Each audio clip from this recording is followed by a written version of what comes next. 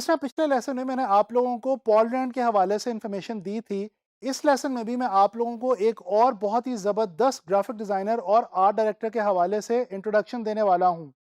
इनका नाम है एम.एफ. आगा। महमद फ़हमी आगा इनका कंप्लीट नेम है और इनको जो है वो एम.एफ. आगा के नाम से याद किया जाता है।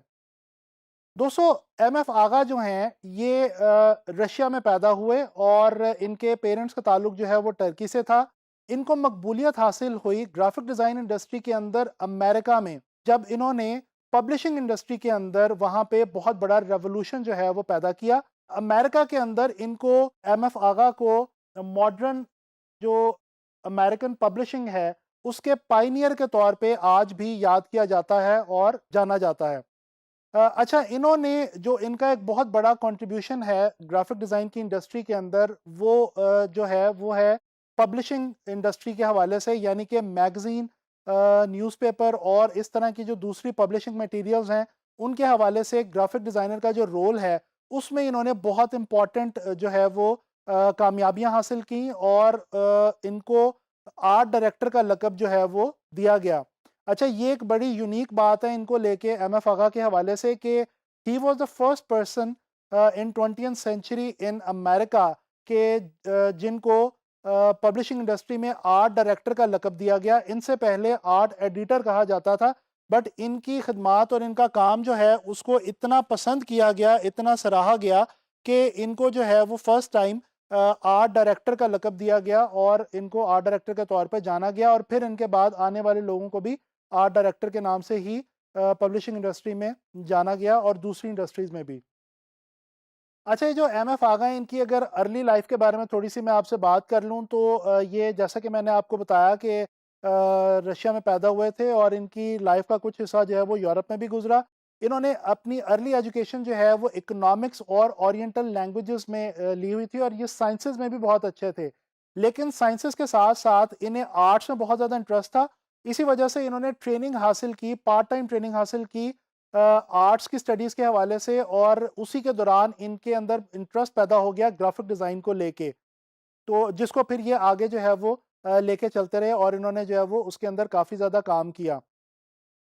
जो इनकी एक एक्सपर्टीज़ है, यानी कि जो इनकी एक ख़ास बात है ग्राफिक डिज़ाइन के हवाले से, वो ये है कि ये टाइपोग्राफी और फ़ोटोग्राफी दोनों ही फ़ील्ड्स के अंदर एट अ टाइम बहुत ज़्यादा एक्सपर्ट थे और इनकी बहुत ज़्यादा जो है वो इनके अंदर सलाहियत थी फ़ोटोग्राफ़ी के हवाले से भी और टाइपोग्राफ़ी के हवाले से ही।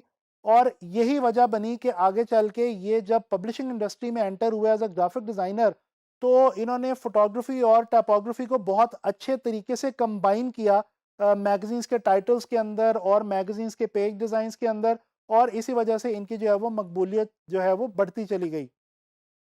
अच्छा, प्रोफ़ेशनल करियर जो इन्होंने स्टार्ट किया, वो इन्होंने वोग मैगज़ीन के साथ स्टार्ट किया। पहले इन्होंने बर्लिन में और फिर पेरिस में वोग मैगज़ीन की टीम का ये हिस्सा रहे एज़ अ ग्राफ़िक डिज़ाइनर।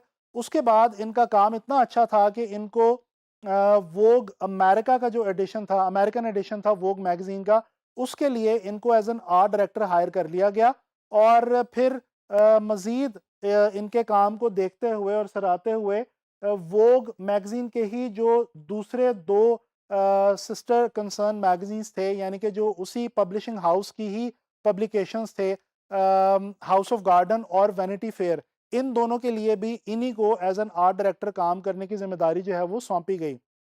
1943 में इन्होंने जॉब को क्विट किया और इन्होंने काम शुरू किया एज़ फ्रीलांस कंसल्टेंट। और उस दौर के अंदर एज़ अ फ्रीलांस कंसल्टेंट काम करना ग्राफिक डिज़ाइन की इंडस्ट्री में ये भी एक यूनिक बात थी इनकी। और फिर मज़े की बात ये कि उसके अंदर इन्हें काफ़ी ज़्यादा कामयाबी भी हासिल हुई और उसी कामयाबी को लेके ये आगे चलते रहे, जिसकी बिना पे इनको American institute of graphic arts की तरफ से गोल्ड मेडल भी दिया गया और कुछ सालों के लिए इनको उस इंस्टीट्यूट के प्रेसिडेंट के तौर पे भी जो है वो रिस्पॉन्सिबिलिटीज़ दी गई। अच्छा, अब मैं बात करता हूँ एम.एफ. आगा की, जो ग्राफिक डिज़ाइन के अंदर जो कुछ नई चीज़ें इन्होंने कंट्रीब्यूट की हैं, जो नई चीज़ें इन्होंने इंजेक्ट की हैं ग्राफिक डिज़ाइन में, उनके हवाले से कुछ बात करते हैं। ये कुछ टाइटल्स हैं वैनिटी फेयर मैगज़ीन के, जो कि एम.एफ. आगा के डिज़ाइन किए हुए हैं और इनके अंदर अगर आप गौर करें तो ये जो टाइटल्स हैं, ये सैंस सेरिफ फ़ॉन्ट के अंदर डिज़ाइन किए गए हैं। अच्छा, ये एक एम.एफ. आगा की यूनिक बात थी कि इनसे पहले सैंस सेरिफ फ़ॉन्ट्स को बहुत कम इस्तेमाल किया जाता था ग्राफ़िक डिज़ाइन के अंदर। इन्होंने सैंस सेरिफ फ़ॉन्ट्स को ज़्यादा तवातुर के साथ इस्तेमाल करना शुरू किया और इतने खूबसूरत तरीके से इस्तेमाल किया मैगज़ीन के टाइटल्स के लिए, कवर्स के लिए, कि आगे चल के फिर एक ट्रेंड सा पैदा हो गया और सैंस सेरिफ फ़ॉन्ट्स जो हैं उनको बहुत ज़्यादा आगे मकबूलियत हासिल हो गई इनके डिज़ाइन की वजह से। तो ये एक इनका जो है वो यूनिक पॉइंट है। अच्छा, इसी तरह से फिर एक और नई चीज़ जो इजाद की, इन्वेंट की ग्राफ़िक डिज़ाइन में एम.एफ. आगा ने, वो है double spread page design. Magazines के अंदर पहले कभी भी सिंगल पेजेस का ही रवाज था और डबल पेजेस के ऊपर, यानी कि एक मैगज़ीन जब हम ओपन करते हैं तो उसके जो पेजेस हमारे सामने खुलते हैं, उन दोनों के ऊपर किसी भी एक आर्टिकल को या किसी डिज़ाइन को कंटिन्यू करने का रवाज नहीं था। एम.एफ. आगा वो पहले डिज़ाइनर और आर्ट डायरेक्टर थे जिन्होंने ये एक डबल स्प्रेड पेज के ऊपर लेआउट को स्प्रेड करना शुरू किया और ये चीज़ इनके बाद फिर जो है वो आगे चलती गई और आज तक मैगज़ीन्स के अंदर ये एक बहुत ज़्यादा स्पेशल ट्रेंड के तौर पे फ़ॉलो किया जाता है और अभी भी ये चीज़ बहुत ज़्यादा मकबूलियत जो है वो इसकी है। ये आप एक मैगज़ीन का जो डिज़ाइन देख सकते हैं, ये भी एम.एफ. आगा का ही डिज़ाइन है और इसमें आप देख सकते हैं कि उन्होंने 2 पेजेस के ऊपर एक लेआउट को जो है वो बड़ी खूबसूरती से स्प्रेड किया है जिसके अंदर टेक्स्ट भी है और पिक्चर्स भी हैं और यहाँ से आगाज़ हुआ ग्राफ़िक डिज़ाइन के अंदर डबल स्प्रेड पेज डिज़ाइन का। अच्छा जी, इसके अलावा एक और चीज़ जो इंटरेस्टिंग इन्होंने की मैगज़ीन्स को डिज़ाइन करते हुए, वो इन्होंने ये की कि इन्होंने जनाब आली पिक्चर्स को, इमेजेस को एक तो बहुत अच्छे तरीके से इस्तेमाल किया, दूसरा इन्होंने पिक्चर्स को लेआउट के किनारों तक ले जाके इस्तेमाल करना शुरू किया, यानी कि जिसको हम कहते हैं full bleed image. Full bleed image का इस्तेमाल एम.एफ. आगा ने फर्स्ट टाइम किया ग्राफिक डिज़ाइन की इंडस्ट्री में अमेरिका में और फिर आगे चल के ये ट्रेंड बन गया। फुल ब्लीड इमेज ये होता है कि जैसे कि आप इस एग्जांपल में देख सकते हैं, ये एम.एफ. आगा का एक डिज़ाइन है और इसमें बड़ा क्लियर है कि कुछ 2-3 इमेजेस हैं और उनमें से एक इमेज जो है वो लेआउट का जो बिल्कुल कॉर्नर है उससे बाहर निकल रहा है। इसको हम आजकल कट फ्लैश लेआउट भी कहते हैं और ये जो चीज़ थी ये एम.एफ. आगा ने ही इंट्रोड्यूस करवाई थी ग्राफिक डिज़ाइन में।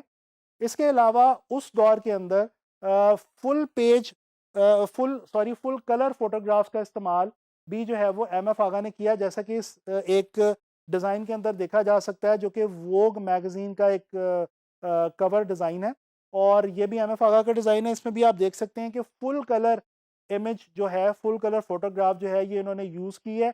इनसे पहले फुल कलर फ़ोटोग्राफ्स को यूज़ करना जो है उसका ट्रेंड ग्राफिक डिज़ाइन के अंदर इतना ज़्यादा नहीं था।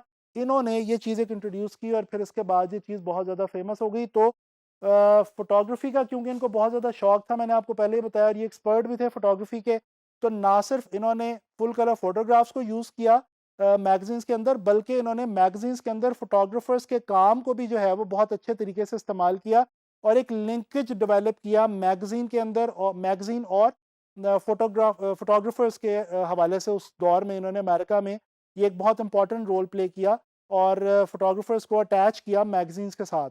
तो ये कुछ इम्पोर्टेंट कंट्रीब्यूशंस ग्राफ़िक डिज़ाइन के अंदर एम.एफ. आगा की, वो मैंने आप लोगों से शेयर की और उनके काम के हवाले से भी मैंने आपको बताया। आई होप कि आपको एम.एफ. आगा के बारे में जान के जो है वो अच्छा लगा होगा।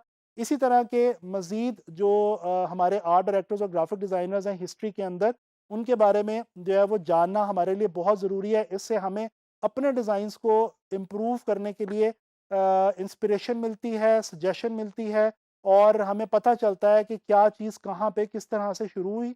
इंशाल्लाह ताला नेक्स्ट लेसन में किसी और ग्राफ़िक डिज़ाइनर और आर्ट डायरेक्टर के बारे में हम बात करेंगे। इंशाल्लाह ताला नेक्स्ट लेसन में मुलाकात होगी।